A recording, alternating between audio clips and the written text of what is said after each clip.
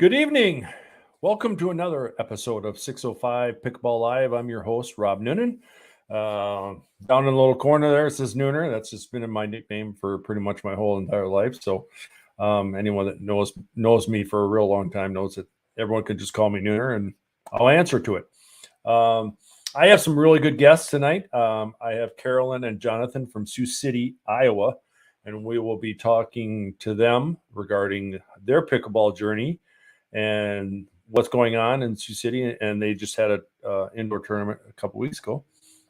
So we'll be talking to them about that. Let's see. What can I give you a little heads up for this last week? We had, in fact, these two and some Sioux Falls people and some Sioux City people, Okoboji, they all went down to Omaha. We had, and they had a pretty good success in the Omaha tournament. Everyone got, I'm sure there were some golds and silvers and bronze won by all. I didn't get too much information regarding that. But that was a good, successful tournament. Shane down in Omaha always runs a really good tournament there. Let's see. The other thing I decided to bring up was that I have been doing podcasts every week. And now that summer is coming up and all my ladder leagues are coming up here in 2 weeks, I'm going to take a little podcast hiatus and I'm going to try to do one podcast per month. I'll surely notify everyone on my Facebook page who my guest will be and when I will have it. But I'm going to try to cut it down to once a month just because I got so much going on this summer with all the ladder leagues and the tournaments and my business. You know, I just got a lot of stuff. Already got a comment in there. Trevor's already saying, just stop by to say hi. We are currently at trivia. So they must be in a bar somewhere. Hopefully he doesn't get too much of a hangover like he did last night, excuse me. So anyway, a couple of things I just wanted to also touch base with you is that in this corner right here, if you see there, I just started carrying the Takea Pickleball Bags. I think they retail for $129. Anyway, I have an opportunity to possibly carry their pickleball line of water bottles, the Riley Newman and the Catherine Parento versions of their water bottles. I'm still kind of in the process of figuring out whether or not I can afford it. It'd be a pretty big investment for me to do, but I think in the long run for my business, I think it would work out pretty well. Oh, great. You just bought one. Awesome. But anyway, why don't I just go ahead and bring them on and we'll start talking some pickleball with Jonathan and Carolyn. Evening. Hi. Good evening. How are you? I had like this whole little playlist of stuff I wanted to talk to, and then I just kind of got off kilter, and I'm like, well, I'm just going to bring you guys on, and we can start talking about pickleball because I know everyone probably gets tired of me just blabbing on for a few minutes here. But anyway, so why don't we first start off with Carolyn, and why don't you tell us how you got into the sport of pickleball? Oh, okay. Well, it's been a little while ago, but there is a group of women that I kind of hang out with and we do different things. And one of them started playing pickleball at her condo complex. They have a tennis court there that has painted lines for pickleball. And she started playing. And one of the other women said, well, why don't we all learn how to play? So we started going over to her place and playing pickleball. One of the other women who lives in that complex was more experienced. And so she was very patient with us and taught us how to play. And we started playing over there pretty regularly. And the longer we played, the more people who came over to play. So it was really nice to learn with a lot of different people. And we continued to play there then until the Riverside courts opened up about 2 years ago now. So that was a great training ground for us. And we really appreciated that opportunity because there aren't a whole lot of other places to play pickleball in Siouxland. And we were finding that to be a challenge. So. And was it pretty easy for you to pick up the game once you learned the basics? Did you have any tennis background or? No, I don't have any racket sports background or anything, but it seemed relatively easy to pick up. I've been in it now for 3-4 years maybe, and probably at the 3.5 level, I'd say. So Yeah. I didn't jump out like in 6 months like some people have the ability to do, but yeah. it's been a slow progression. Let's put it that way. Yes, exactly. I hit that 3.5 level and I just kind of like stopped, and I'm like, I'm okay with just being in that level there. But it's kind of interesting learning and watching other people learn how to play, and the next thing you know, they're above me and I'm way behind them. But that's good. It's good for the sport. Jonathan, well, what do you got for us? Yeah, for mine was a little different path. Not a lot of people know I was incarcerated at one point, and I learned pickleball while I was incarcerated. So in the summertime, they would have tennis, and they had some tennis courts, and you go around, hit the ball, and play tennis. Very very low key tennis, nothing very collegiate like they have nowadays, anything like that. And then in the wintertime, couldn't be outside, tennis courts, cold. So we'd go, they have a gymnasium and they had a pickleball court, and we were thinking, oh, well, what's that? And not a lot of people played, everyone would rather play basketball, which is understandable. But I was never really a big basketball person. I think ping pong was my first sport. When I was a little kid, I played it as a little kid. So pickleball just seemed obvious, and never enough people to play doubles. So it was all in one-on-one. And that's really kind of how I learned how to play. Picked up a paddle. It was wooden paddle. Yeah. And you had the rope, string. and I tie it around my wrist, and I would, play and hit the ball. And eventually I got good, at just one-on-one. Yeah. But, so, then we'd ask. And your arm never fell off. No, my arm never fell off. Yeah, actually, if you see sometimes, if you do ever watch me serve, I still kind of use that swing motion sometimes to spin the ball sideways, and it's from learning with that string on, because you can let the paddle go and it would stay in your hand and you catch it, so it put more spin. You just spin, let the paddle go, and do the work.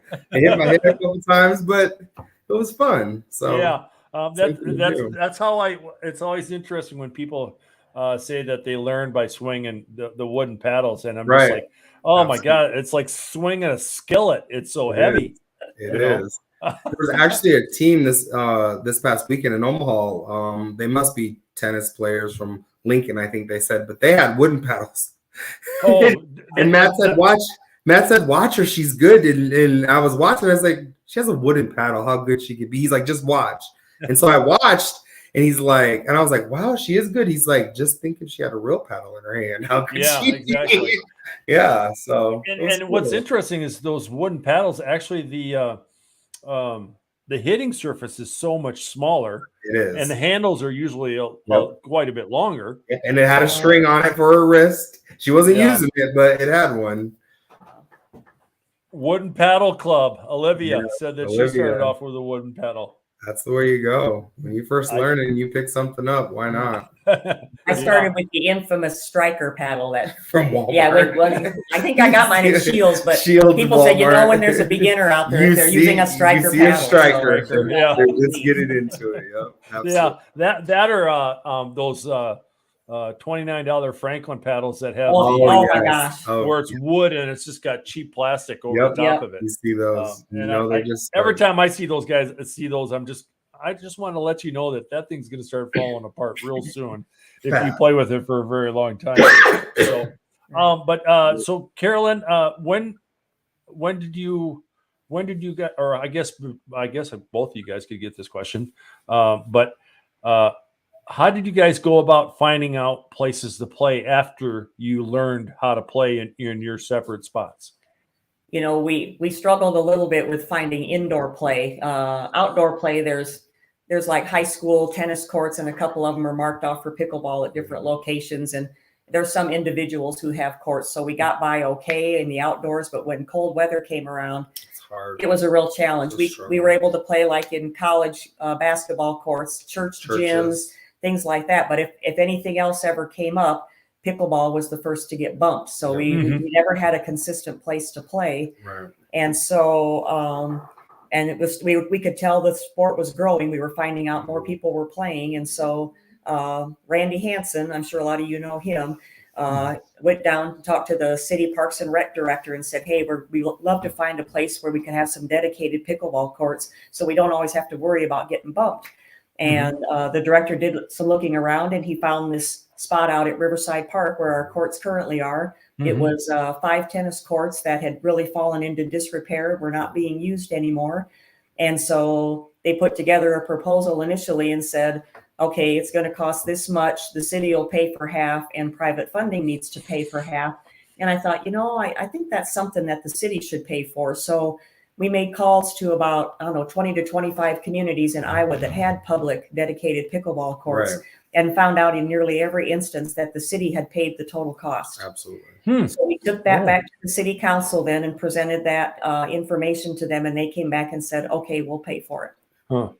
You should have came up and said, hey, how about them apples? Yeah. I mean, it was towns that were much smaller than ours that had paid for them too. And so that was what really surprised me.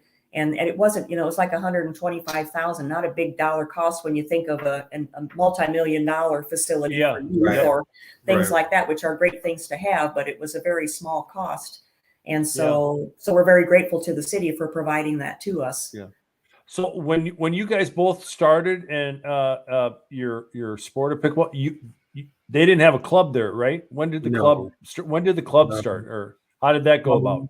The club went about. I was driving down a street close to my house, and I heard a radio station say that there's going to be pickleball at the arena, and that this it's a private facility not far. And if you're interested in playing, contact Carolyn Elwinger, and it's on the radio. So as I'm driving, people don't text and drive or call, but I did. I called Carolyn right there, and she was like, "Yeah, we're having some open play out at the arena. We're trying to get places to play pickleball. Would you like to come out?" I say, "Yeah, sure." She tells me the time, and then I get out there. She's like, I have a list of, we might be wanting to start a club, if you might be interested, put your email address down. And I thought, there's a lot of people here. I'll just put mine down. You never know. And then I had him. And then she had him. She had me after that. They set a meeting up at, where's that place? This was 3 weeks before COVID. This was 3 weeks before the lockdown. So we had a meeting rented a place downtown at a restaurant. A lot of people came, and it was a lot more than I thought was going to be there. And she said, hey, I think this is something we can do. We could be a nonprofit organization. Would there be anyone interested to be part of the board of pickleball for Siouxland? And I didn't even say yes. I was just quiet eating my burger. And it got to all the positions that would need to be filled. And someone said, wasn't even me, I don't even know who said it, but someone was like, oh, John's in college. He'd probably be good at creating a website. And I was thinking, I'm in college for social work. That's nothing to do with websites. But somehow my name got put on media, and the rest is kind of history, because I had to learn how to make a website fast, and I did. So who came up with the name Siouxland? I mean, when your club?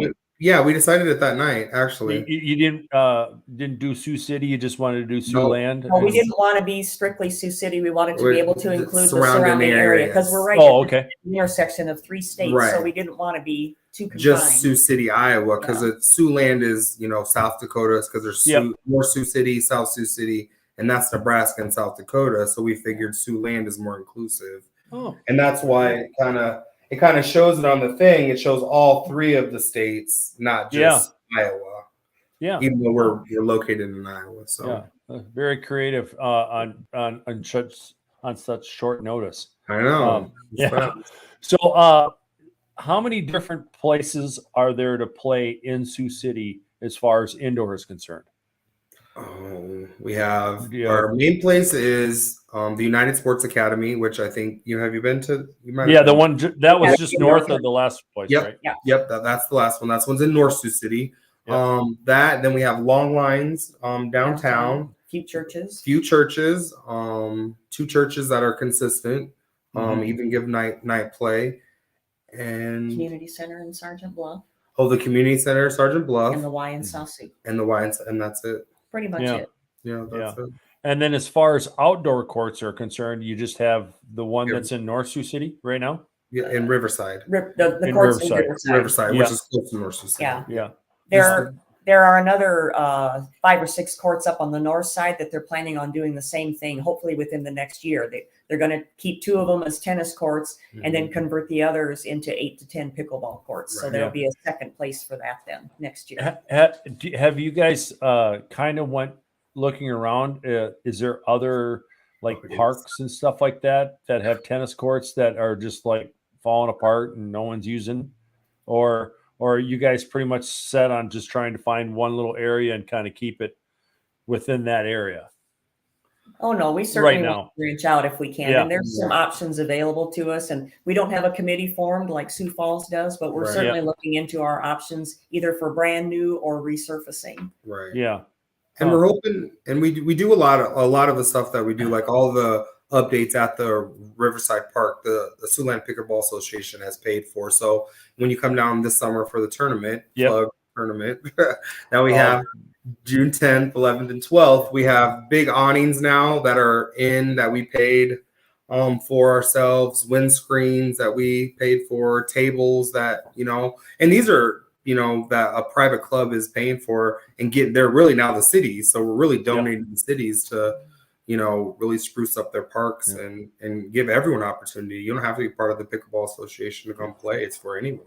And here's the tournament that he was talking about, June 10th, 11th, and 12th. Yes. Looks like they're going to be doing singles, men's doubles, women's doubles, mixed doubles, and a men's 65 plus and women's 65 plus. Now, so the contact is Siouxland Pickleball at Gmail, or I'm sure you could call one of these two and they'd be able to tell you. And Phil Gootstowers is the tournament director for this particular tournament. So his information is out there too. Yeah. Okay.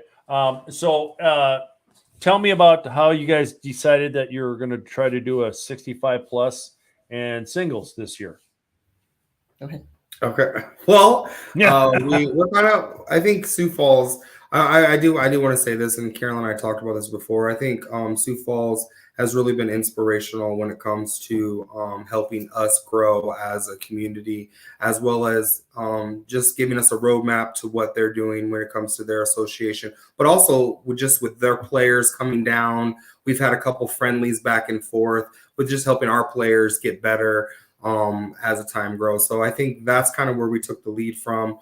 They had a 65 plus one that was really that worked out well for them. We did have one last summer as well for our summer tournament, but we didn't get as many people as you guys did. So we thought, offer it again and see, hopefully we'll be able to, pull in some more people. But they have it at every tournament, bigger tournament that you see. So why not start off with the smaller tournaments? US Open has it. All the PPA and APP events have a senior division. Why not offer it locally? Yeah, we're totally looking at what Sioux Falls does. We wanted to wait and see if it was successful at the Avera tournament for singles, and it sure seemed to go over pretty well. Gosh, I was surprised how many people were playing singles. I'm like, where did they all come from? I know. It was crazy. And now lots of other tournaments coming up this summer are offering that. Absolutely. So, so while we're kind of on the talk of the tournament, why don't we discuss a little bit about how this tournament went? Was it last 2 weekends ago already, right? Yes. Yeah. Well, City Parks and Rec came to us and said inside this large expo center, they usually have AstroTurf down for various sports, baseball, soccer, that type of thing. And they were going to be pulling up the AstroTurf for some other events that were going on down there. And they said, hey, we have this one open weekend. What do you think about having a tournament down here? And we thought, oh, that sounds okay. Well, then it turned out that the weekend was Easter weekend. Yeah. They didn't even know. Yeah, they didn't They realize knew it was that. Easter weekend. So we said, we can't do anything on Sunday, but how about a one-day event? So we tried to make the most of it that we could. So in addition to having a competitive tournament, which we had to decide between mixed or men's and women's, because we didn't feel we could do both in one day. So we decided on mixed, and that went over very well. But we also included recreational play. We also offered a beginner lesson, which had a great turnout. One of our players said, hey, what about a wellness fair? And we said, if you want to take charge of it, go right ahead. So we had that. Rob, you were down there selling your wares. And so it was just a great one-day event. And I think the city people were pleasantly surprised at the turnout. And so were we, frankly. Yeah. How many teams did you end up having total? Well, we had 13, 9, and 6. Well, I think we had about 27 or 28 teams. Yeah. Which we were okay with. Which was it was because it was kind of short notice. It was really short notice and Easter weekend. I'm like, absolutely. To get that many teams to come down and play in between Good Friday and Easter Sunday. Yeah, that's a great great deal. What did you guys, if you guys can kind of remember about ballpark, what did you guys have for numbers last year's summer tournament? So because that was the first year, right? That was the first year of having it. Well, we actually did one. Our first one was during COVID in indoors at United, and we didn't get a lot of people. We got some from Spirit Lake, Okoboji area, and Sioux Falls and Sioux City. So we had around that tournament not that many teams, I don't feel. But last summer we ended up having over 97 participants. There were over 100. Yeah, over 100 participants around there, which was good, for our first bigger outdoor tournament, 2-day event. So I think it went really well for that. We're hoping to get around 100. I think you guys got 100 and 17 at the last Avera one, or 19 or something. We're hoping to maybe get that same number. The Sioux Falls or the Omaha tournament this last weekend had, I think they said 140 people. So wow. We don't know. I mean, each week it's growing, because the first year I went down there, they didn't have that many. They had it all in one day, and it was, everyone probably played every event. So they had, less than I think, what we usually have. So hopefully we can grow the numbers. Yeah. If I remember right, wasn't last year, it was a scorcher. Oh, yes. Unbelievably. And and when the Riverdale tournament came up in mid-July, it was nice and mild that day. I know. So hoping that's what happens this year. Yes, it was. Yeah, I remember that because Rhonda Festa and I were trying to find the best way to shade our phones, because our phones are overheating from all the live feeds that we were doing. It was really hot. And it sounds like that's kind of like what was going on with some of the players down in Naples this week. Their phones have been overheating and just stopping in mid play. I mean, you're watching a match and all of a sudden gone. Yeah, that's what mine did in Arizona. Just stopped. Yeah, between yours and Stephanie's. Yep. Nothing. You couldn't get, everyone was like, "Oh, let's see what's going on. We can't even tell you our phones aren't working." Yeah. You think that because I know Jonathan, you've been to the Okoboji indoor tournament, right? Yeah, I love it. Yeah. Okay. Well, I would really like to find out how that goes, or how that works, how they could do a broadcast of the courts and stuff, and do it live, be able to do that outside. Right. I think that'd be really cool if I had the technology and the thought process of doing that. That'd be really cool to be able to offer, games being live seen. stream. Yeah. I think they have a YouTube page set up, and then you just go live on it, and then just leave the camera there to go. I think because I see her crawling up to turn it off. So I'm assuming, I haven't talked to Rachel about it, but I think that's what she does. I think she has a YouTube page set up like Okoboji, and then just goes live on two cameras that they have in the gym, and just live stream it to the YouTube page. I'm assuming that's what she does, but I don't know 100% sure. Yeah. If she's watching, she could, send a text in to let us know if that's what she does. Yeah. Hopefully so. So why don't we go on to with tournaments, and why don't you guys take turns and kind of discuss what some of the tournaments that you have coming up for both of you. Okay. Oh, we can talk about some. Oh yeah. You want to go first? Sure, I don't care. Okay. Yeah, but the next one we have coming up is the summer tournament. What we call it, the summer kickoff, second annual summer kickoff, Tournament. and that'll be June 10, 11, and 12. So Friday, Saturday, Sunday, and we have a flyer out that gives the Yep. information. We finally got our link set up for Sports Engine that's going to be taking registrations last night. It's open now. So it's open now. Okay. Registrations are open now, and Register now. the deadline is June 3rd, I think it is, the Friday before the tournament starts. Yep. So we're going to get a lot of registrations for that.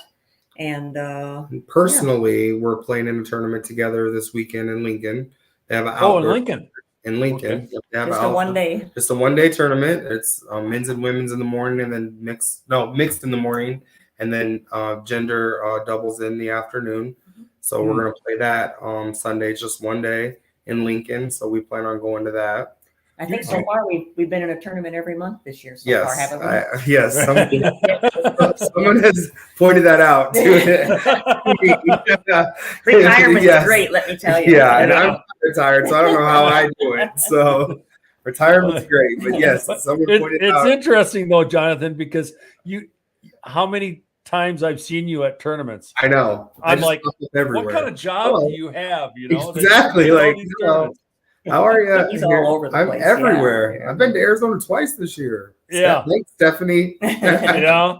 It definitely So- probably hooks you in, but I obviously this sport takes up a lot of your weekends and stuff like that, and it's just like, God, I wish I would have done my times differently or scheduled my times differently. But then, of course, I was big into the tournaments where I was playing every tournament for like the first year or two, and then once I hurt my rotator, it's just kind of like I can't do that anymore. But I love going to the tournaments, Absolutely. trying to do live feeds and stuff like that.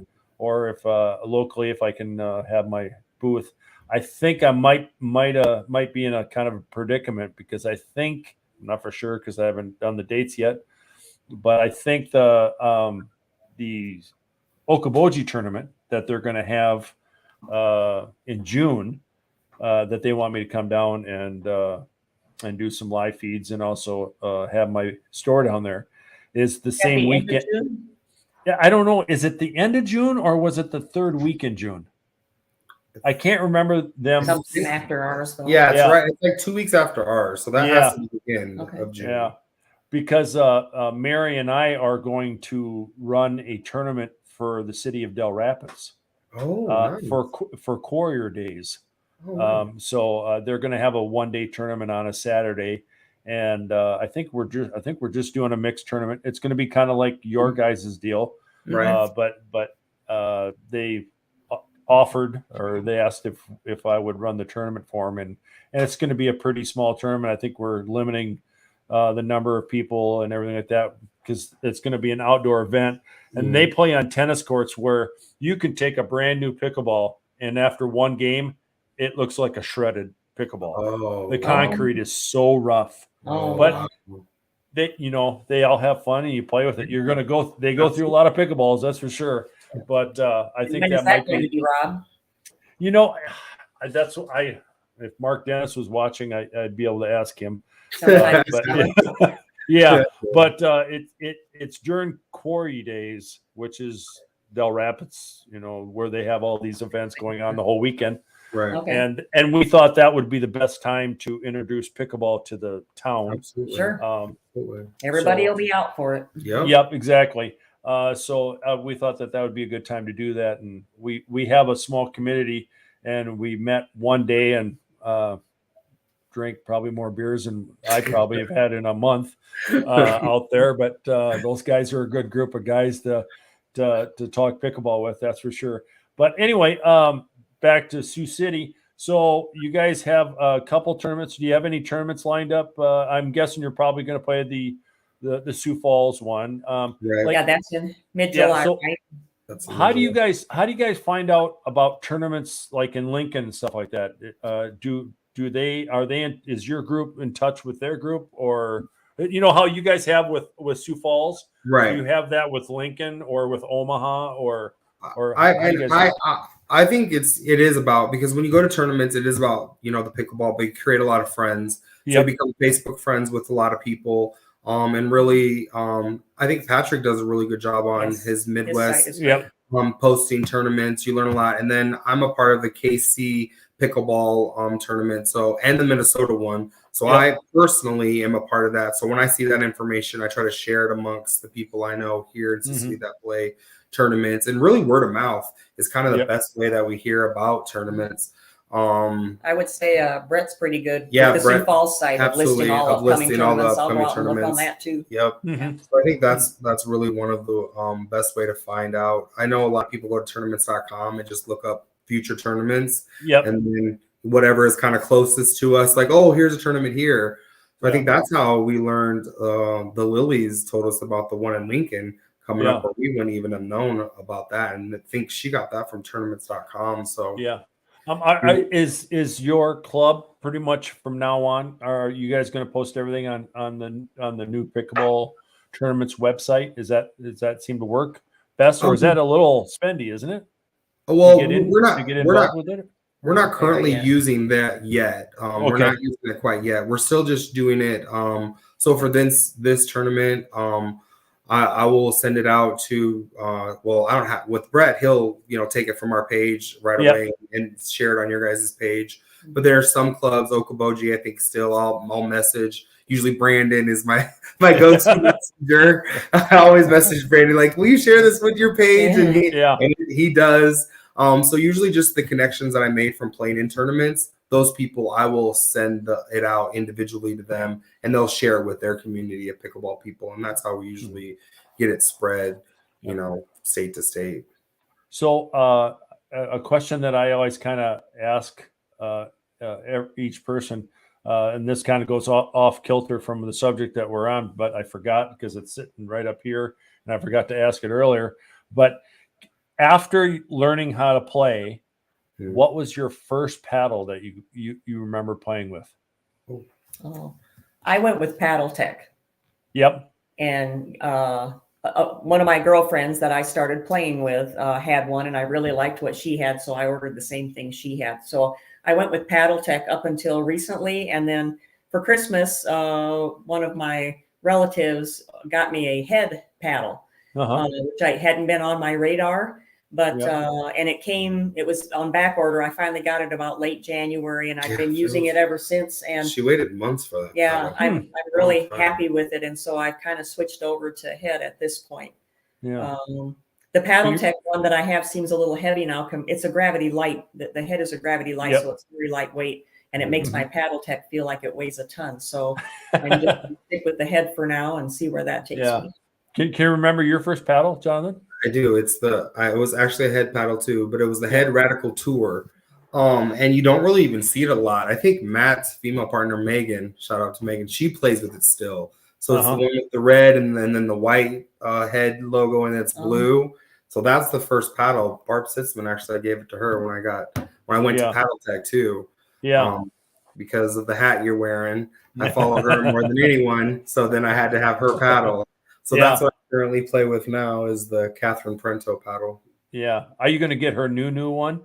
Well, when it comes out, I hope it's just a different color. It's just a different color. It's the same color. Yeah, the same paddle. Same I have two, because I think we got our signed the same weekend in Arizona. So I have one that I don't play with and one that I do. So because I'm like, she signed it, I'm not going to play with it. Yeah. So. In fact, I don't know if it'll ever come tuition, but I'm hoping that someday that I could run a pickleball tournament, and then I want to raffle off Catherine's paddle, and then I have a bantam that Kyle Yates has signed, and then I obviously now I have an obsolete Ben Johns Franklin paddle that he signed. Does that mean it's worth more now? Yes.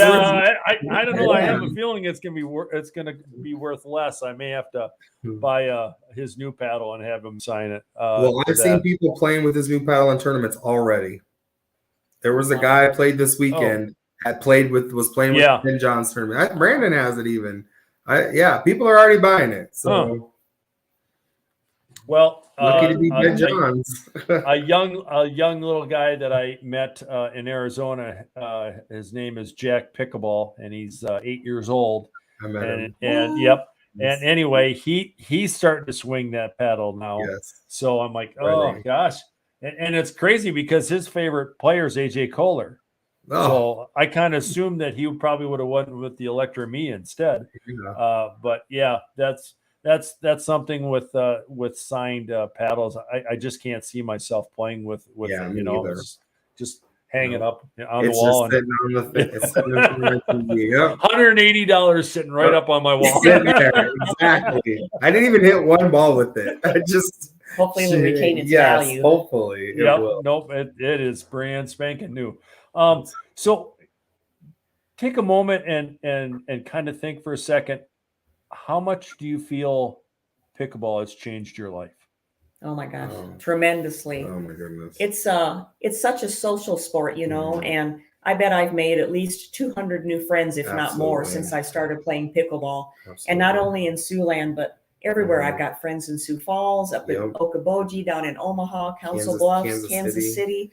It's just amazing the networking that you get with this, and because it is such a social sport, and when you go to play different places, you meet new people. And it's been wonderful. It's been amazing. Yeah, I've met so many people. I feel blessed just with the friendships that I've created because of pickleball. I still have friends prior to pickleball. And I say it's like a different life, but prior to pickleball, and when I see them, which is not a lot anymore, they're like, "So what's going on with pickleball?" And I'm like, "Well, it's weird because it's like once you get into it, it's a whole new world. It's just." A lot of nice people out there. Yeah, it's really good. Yeah, I always kind of kid around that that I have one good friend that doesn't play pickleball. Right. And I've known him since I was 6 years old. But other than that, all my friends are pickleball friends. I mean, if we go out and do something, it's with pickleball people. Pickleball people, you know? Absolutely. Yeah. So I did miss a tournament or a tournament question that Olivia had asked. She wanted to know what's your favorite tournament that you both played in. Oh wow! You know, they're all fun to play in, and they're all a little bit different depending on who you play with. I suppose the fun, the favorite one is probably the one that you've won gold, not the one that you got last. So, but I've won a lot of gold. So, well, I told Brett, I do want to do a shameless plug. I told Brett Hansen my first tournament was the Pentagon, and I won gold at 3.0, and he was like, "You're not a 3.0 player," but I didn't know at the time. My first tournament, and I won gold, and I said, "Okay." You know, me and Brett were getting to know each other. So I'm going to win gold at every level that I play, you know, up to 4.0 in a year. Yeah. And I did. So he was like, "You got to get that last gold, John." And I got it. So I was happy with that. But I think mine was nationals. I know we didn't play the best for sure, but you can't, there's just something special about it. At every court, the mountains, in the backdrop, the championship court, when we sat there and watched it and watched the pros play. I think there's just something. Indian Wells is just, California's not the best, but Indian Wells was, I think that was kind of special. That was a great experience. That was a great experience. I didn't play in that tournament in Indian Wells, but I went out and I supported Jonathan and Olivia and other people we knew who were playing out there. So we could cheer on our friends, and we could also watch the pros. I had never seen pros in person before. So that was just a wonderful experience for me. 4 solid days of nothing but pickleball. Nothing but pickleball. It's not for everybody. No, it's for Jonathan and I, it was great. Because you wake up, you go to the venue, and then you come back and you go to sleep. It's like you do. It's pickleball all day. You know, it's neat that you got a Carolyn, that you got a chance to watch the pros, because I tell you what, I've been to 3 PPA events now, but the first one was still, I mean, I went in and I would volunteer. I'd get there at like 7 o'clock in the morning, and I'd leave at like 9 or 10 o'clock at night. And all I did is watch, or when I wasn't volunteering with Jigsaw, I was I was watching all the pro matches, and I tell you what, watching pro players play, It's incredible. yeah, It is. and to be able to walk right up to them and yeah, they're so you know, accessible. Yeah. say, hey, Very nice much game, so. you Very know, much. yeah, Yeah. it Well, is so cool. That was another highlight for me.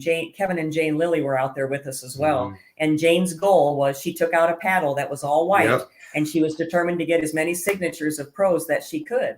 So Yeah. every time she got their signature, then we got to take a picture with them. And like Jonathan said, they were just so Yeah, accessible and absolutely. very nice Everybody. people. Yeah. They may not be that way down the road, but right now they certainly are. Yeah. And so that was a lot of fun too. Absolutely. And Yeah, was yeah, that take the pictures. Minneapolis one, or was that No, the, this was nationals in December. Nationals? They got a picture with everybody. We had a group text, and every time I turned it up, them with a picture with Anna Lee, and then Lee, and then just everyone. Tyson. They were. I said they're walking around stalking the pros. Poor people. JW. They had everybody. They did not miss anyone. Yeah. Oh, and unfortunately for me, sometimes I feel a little guilty that like you guys were out playing in Mesa. But it's like, obviously I would try to follow and try to watch a little bit as much as I can. But I mean, I get to see you guys play a lot. The pros, absolutely. I'm all about the pros, and as much time as I get an opportunity to watch pros, I don't think I learn anything other than the fact that the biggest thing that I take out of watching the pros is how hard they hit the ball. Yes. And how fast they hit the ball. Yes. Those firefights in real life.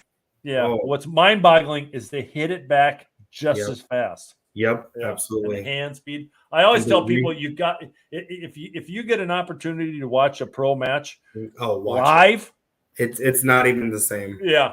It's not the same. Watching it on YouTube or on TV or whatever, you do not get the full gist of the talent that these people have. It's crazy.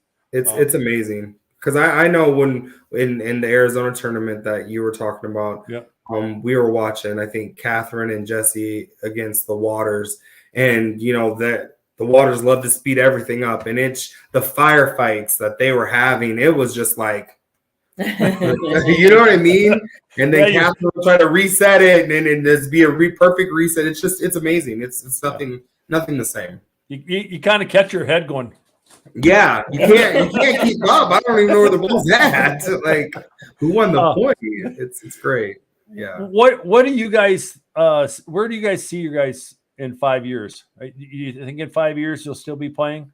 Without a doubt, I would say. You know what? I'm retired now. I'm getting close to that actual retirement age, and I hope in 5 years I'm still playing. She will be. She's the first one. We have some ladies in our association that are in their 70s and they're still playing. She's the first one. So 6:30 in the morning. Cross my fingers. Drilling. I have no permanent injuries that sideline me. So yeah, exactly. Well, I mean, I always talk about my mom. Mom will be 81 here in a couple months, and when she's in Arizona, she plays. She didn't play as much this year as past years. But I'm like, I always tell people, I just hope I'm breathing at 81. Me too. I agree. Let alone getting out on the pickleball court and swinging the paddle around. Might see Jonathan on the pro circuit. I don't know that I'll be there, but I'll be cheering him on if he's out there. It would be not the pro, but hopefully. I don't know. I'm moving up. We'll never know. You never know what will happen. Well, I do know that there's something that you guys definitely have to do when you get here this summer. Yes. What's that? We'll come play. Love to. I would love to. Yeah. You weren't so far away. I would have signed up for your ladder league. I would love to play with some of the higher level people up there. Yeah. It'd be fun. Yeah. Well, Jonathan, didn't you during the winter? Didn't you come and play on a Friday night ladder league once? I did. Yes, I did. I drove all the way up there. Got off work, drove all the way up there, and played. I didn't play good, but I played, and it was fun. Yeah. So what Jonathan is trying to say is it can be done. It can be done. Yeah. I even went up there one time to go to Terry Redlands, and it was sleeting and snow, and I thought, probably a good night. Not a lot of people are going to be there. Oh no, packed. No. It was packed. Yeah. They were like, we don't care about the sleet and snow here. We're playing our pickleball. Yeah, they was packed. So something that kind of popped into my head that I was going to ask you on another different subject. We've been kind of bouncing around, but sometimes whatever pops into my head and we start talking about it. But so when you guys first started your club, about how many numbers, like would you say, like maybe in the first 3 months of people signing up and stuff like that, how many people did you have compared to what you have now? I mean, have you seen a huge progression in 2 years? We decided to organize the club because we could see that pickleball was growing. We knew we were going to be getting these dedicated pickleball courts. And so we thought we should have some kind of a unified voice. And so we decided to put the association together. And so we started forming it in June of 2020. And our goal by the end of that year was to have 100 members, which we surpassed. And as of today, we're at about 320 members and still growing. Randy Hansen continues to teach beginner lessons. He's taught well over 200 people now. And he gets calls all the time about new people wanting to learn how to play. And he's able to turn those folks into members of the association. And so we continue to grow, and we're very pleased with where we are right now. Well, that's good, because the other thing I was going to say about that is that even though you taught all 200 of them, just remember that some of them take a little longer to get really hooked on, because there's a couple people that had taken our Pickleball 101 class when I helped Jared LeBeau teach through the community center. And it was like, we would teach them and they're like a year and a half later, hey, we just decided we're going to give it another shot. So I mean, there's a few people that there'll be, obviously pickleball won't be for everyone. I mean, I mean, I know that we taught a lot of people that we haven't seen on the court, but then we've seen where I think there was one point in time at one tournament, we had like 5 people in our one of our classes, all on the podiums. Oh, wow. For tournament. Yeah. So that was kind of cool to see some of those players. When we had this tournament at the Expo Center, we had more 3.0 teams than higher levels this time, which was very encouraging to see. A lot of local people are giving it a try who hadn't gone into a tournament situation before. So it was a good experience for them, and hopefully we'll see more of them participating in tournaments both locally and outside of Sioux City. Olivia's got another question for you guys. Favorite pickleball memory? I would probably say, Jonathan, it's got to be, losing in singles to Matt Poyer. That's my worst pickleball memory. I had a huge lead. I seen his interview. He hit a backhand down the line, and it shocked me. And it just like turned the tide. I didn't think he could move that fast. I remember it because I was watching it, and I remember you're kind of like, oh, I got that one, and you start to walk away, and he hits it around the post or whatever. And see, I think that was a fun moment because it was one, you guys were kind of messing around. 2, neither one of you had a paddle. Right. That you normally we had to use your paddle. Use our paddles. So I don't know. I would say that would be a good memory. That was a fun one. Lost. Yeah, I think that was a really good moment. What about for you? I think winning a gold medal was pretty special for me. Crystal Vizecki and I have played together a few times, and we've medaled just about every time we've played. But when we got the gold medal the first time, that was pretty special. And then Philip Gutstowers and I have played 3.5, and now we're trying in 4.0. And we got our first gold in 3.5. Was it last fall? Spirit Lake. That was last fall. Yes.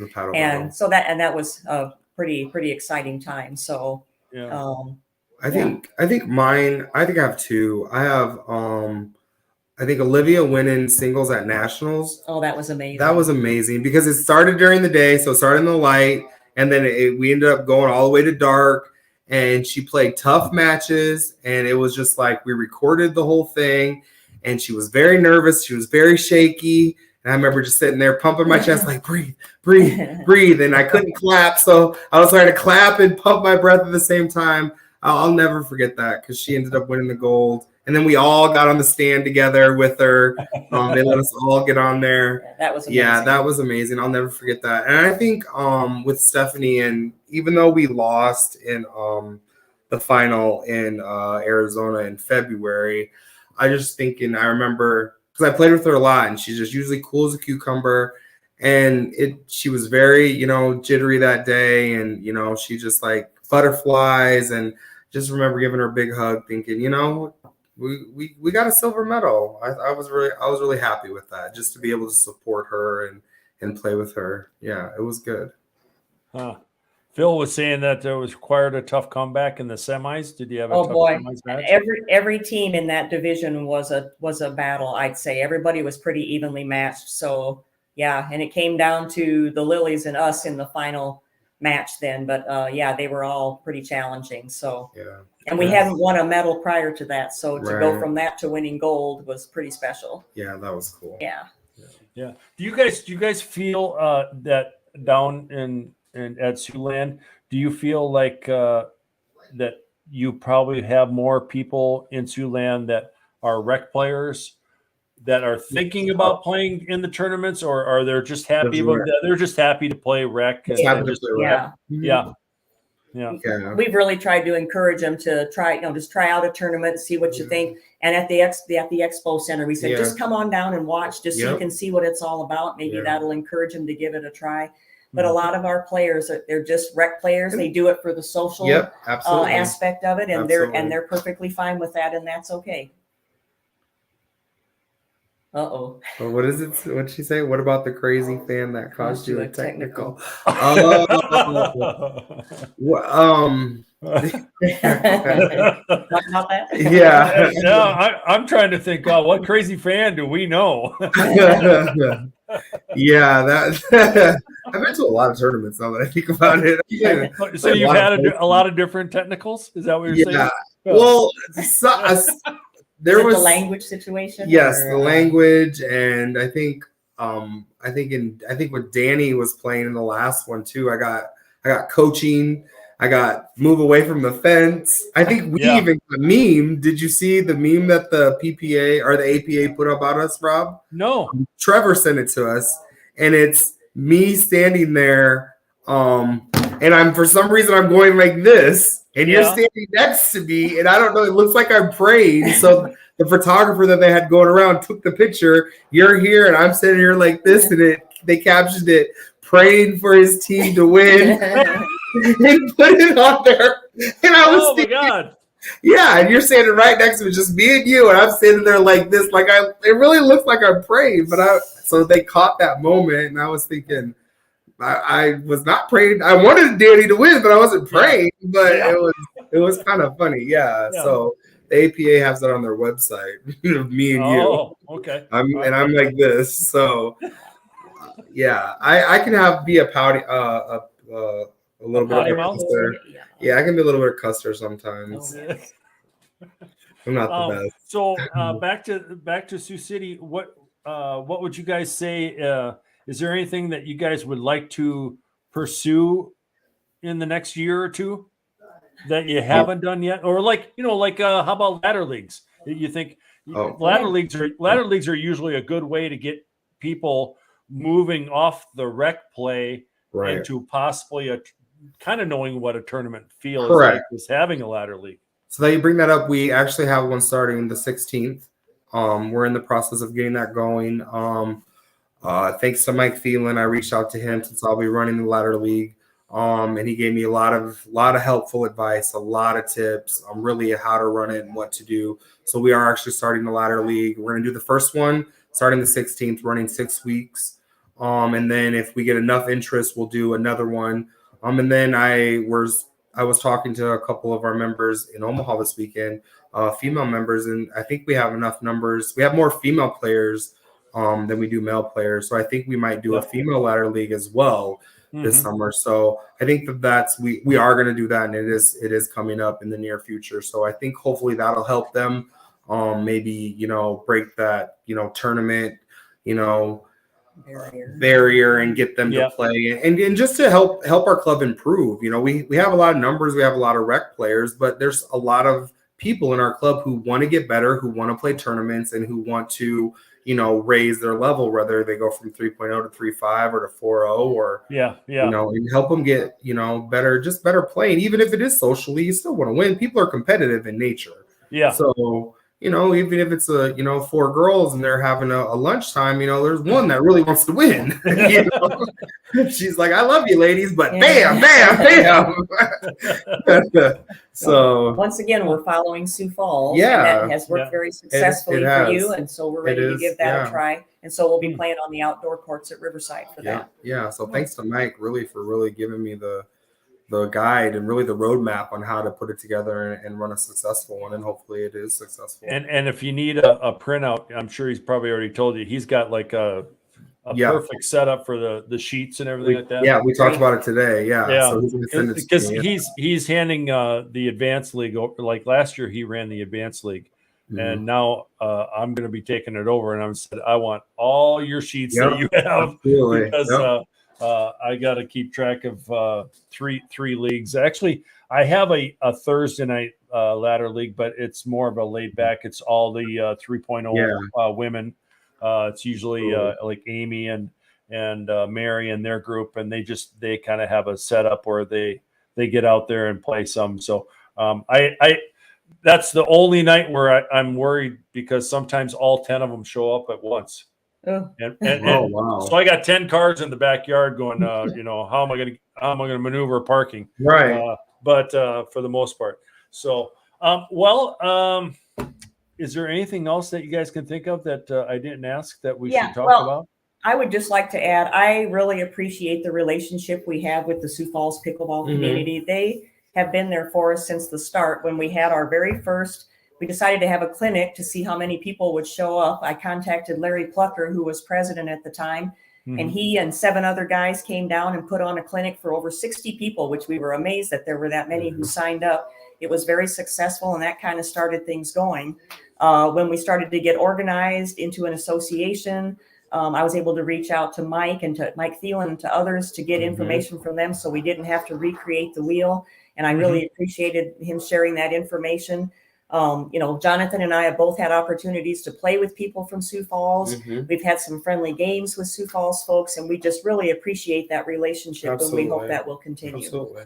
Oh, a question I was going to ask you is, and I think Carolyn, you and I might have talked about this earlier this week, but is besides the Sioux City, so the Riverside or whatever, but you're kind of talking, is there like pickleball communities or outside of Sioux City that are starting to come into play? I mean, do you have like people in Nebraska? Do you have other people in Iowa? That sort of thing. There's some smaller towns like Salone and Ottawa and Salix, Sergeant Bluff, and that come and play some. And then Moville, we have people that drive all the way from Moville every morning at 6:30 in the morning, and that Moville is like 30 miles outside of town to come play. So we have a lot of people that drive probably a good 45 minutes, maybe even an hour to come play daily.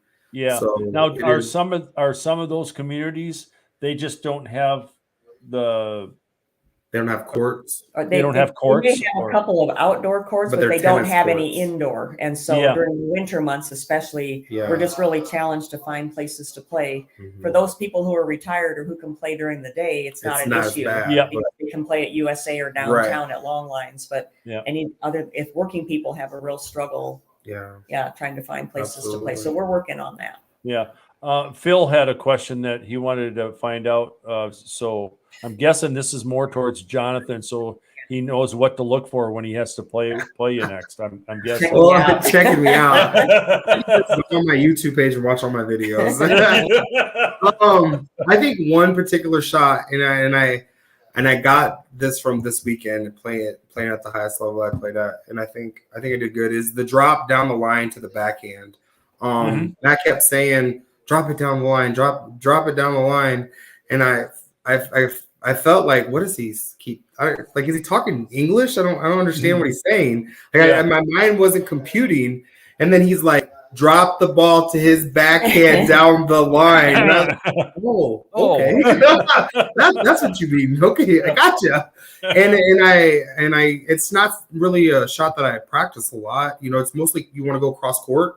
They teach you a lot on the YouTube videos and things that I've watched. Cross court, is comfortable. But he's right. When the righty's coming forward and he's right in front of you, you drop it down. It's to their backhand. So I think that's going to be the shot that I am going to be working on the most. When I'm do you have a signature shot? I do. I have my backhand, I think. Backhand slam. I feel really comfortable going way over and hitting a backhand. I can hit it. I found that I can hit it top. I can slice it. I can go down the line in the middle. I think my backhand's my favorite shot. How about you, Carolyn? I do okay with my dinking. Cross court dinking is probably a little bit better. I've been working on that. I started using a two-hand drop or corner cross court dink with my right hand. I'm a left-handed player, so when I have to use my backhand, I've been using both hands, and that seems to be working better for me. So I want to continue to work on that. I think two-hand. It's going to be a point in time where almost everyone is using two hands.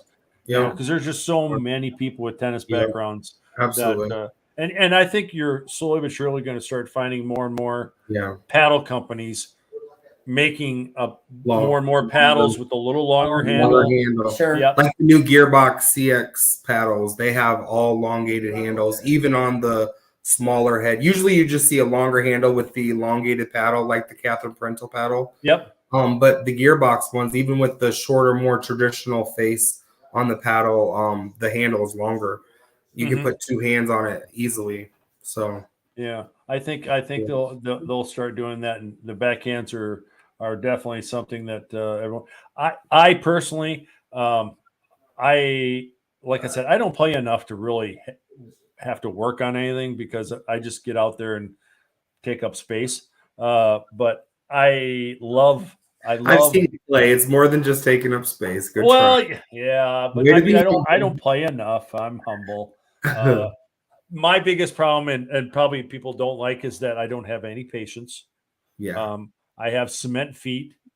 I do not move my feet well. Yeah. But I like the topspin lob at the kitchen line. Oh, do you? Ooh. Yeah. You do that. I played against deadly. you. Yeah, that's a good shot to have. But other than that, just getting out there and playing with friends, and it's crazy. The other day, because I'm still trying to get over. I think I'm right at the tail end of my hamstring injury. Right. But the other day I watched Mike and Patrick Duffy and Tanner and God, who's the fourth one there? I should know that. But Patty was there. It was just fun to watch, and I have no problems watching. When you're watching friends enjoy playing pickleball, especially they're playing at my house, and that's the whole reason why I built the darn thing, is so other people can have fun. I don't mind. I enjoy watching it. Of course, everyone gets the itch to want to get out there and play, but just watching. I actually don't like to watch friends at tournaments. I'm more nervous when I'm watching Carolyn play, and if we're not playing together, like if I'm done and I'm watching her play, I get more nervous then. I'm antsy. I can feel skin. I want to say something. I want to coach. I want to talk. I want to say, do this, do that. I'm not a good friend on the sideline. like to throw out a little curse word here and there. Yes. Come on, like put your arms on the fence. Yes. I'm not a good sideline watcher. That's for sure. It's just it's nervousing. Phil says who, not how, but who is your favorite person or team to compete against? Or do you have a favorite rival that you try and beat at tournaments? I have played Mike and Patty, I feel, all the time. I don't know why. I have played Mike and Patty in more tournaments than I have in the last tournament. Just this Oklahoma, it went 11-13, 11-9, 14-12. And it's in Omaha, just this past weekend. So I think I played them more than anyone. I played Mike in Minnesota in the PPA tournament. Yeah. I just feel like I play them a lot. Yeah, like, you would think that both of you pretty much know your right. weaknesses and Yes. your strengths. Yeah. So I think that's the toughest thing. That's the toughest part. I do know that that some people will say that they have a really tough time playing people in tournaments that they've never played before. Well, of Right. course of course it's going to be hard because you don't know, one, you don't know who to hit to, and Right. two, you don't know their weaknesses, you don't know how they play, so it's really kind of interesting. Right. But playing against someone you played a lot, like we've played against them a lot, you know what you're going to get, you know what to expect, but it's just they know what they're going to get from us. They know, where to keep it away from and what to do. So it's really just a flip of the coin sometimes. I'm going to guess that this question's probably for Carolyn.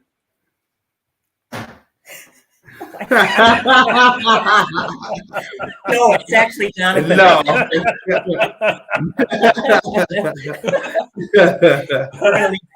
Yeah, well, that was for me.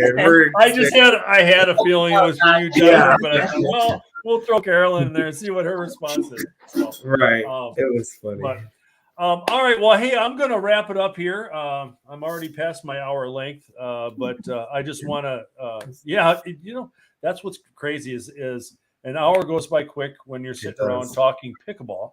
Absolutely. And talking about something that we both, love and dear to our hearts, and we can talk about so many different things, and maybe we'll do this again in another year, see how things are going with both you guys and your pickleball, and how Sioux City is growing since then. But I want thank you first of all for taking the time, because I know you work nights, so it's kind of tough to get a night to do something like this. But it's always fun to just be able to talk pickleball and find out how pickleball is going in Sioux City.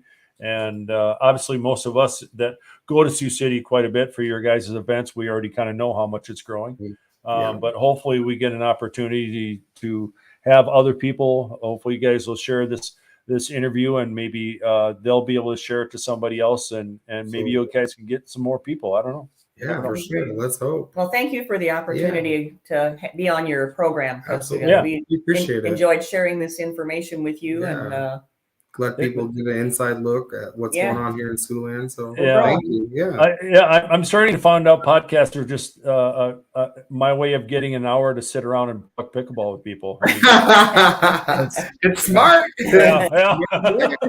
I can't invite them over to the house every single time that I want to talk to them about the sport or whatever. But anyway, we'll plan to go to your court this summer sometime. Yes, definitely. Yes, you guys just plan. We'll just try to plan a Friday that you guys aren't in a pickleball tournament, and come down and we'll grill out and have a few cocktails, and absolutely, and we'll have a good old time. So, once again, thanks again for you guys for the hour, and I'm sure we'll talk again soon. Thanks, Rob. Thanks so much. Thank you. See you guys.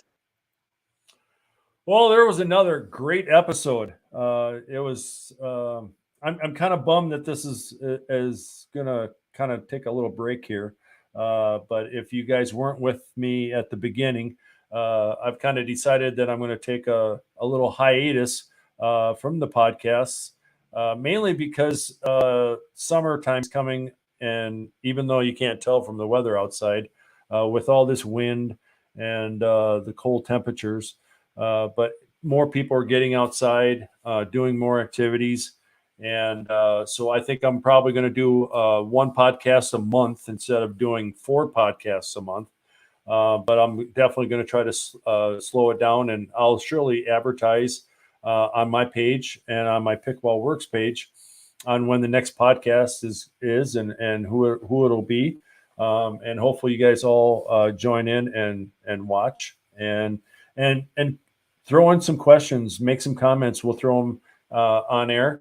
And, it's really fun when we get participation from the people who are viewing it. So anyway, I will let you guys go. And thanks again for everything. And we'll see you next month sometime. All right. Have a good night. Keep on pickling.